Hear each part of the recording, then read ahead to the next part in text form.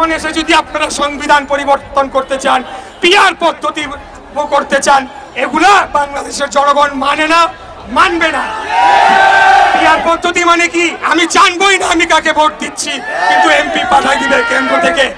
এইসব বন্ধ করেন। আমি আবারও বলছি, বাংলাদেশ জাতীয়তাবাদী দল বিএনপি একটি গণতান্ত্রিক রাজনৈতিক দল। আমরা দীর্ঘদিন লড়াই সংগ্রাম করেছি শুধুমাত্র একটা সুষ্ঠু সঠিক নির্বাচন ব্যবস্থার জন্য। কেন এই নির্বাচন ব্যবস্থা?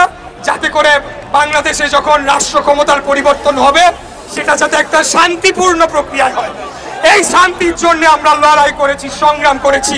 আমাদের ইলিয়াস আলী চৌধুরী আলম গুম হয়েছে, বহু ছাত্রের দ্বারা ক্রসফায়ারের শিকার হয়েছে, শত শত হাজার হাজার গুম হয়েছে। এবং আমরা এই গত 24-এর গণঅভ্যুত্থানে আমাদের 140-এর উপরে শুধুমাত্র ছাত্র দলের ভাইয়েরা জীবন দিয়েছে।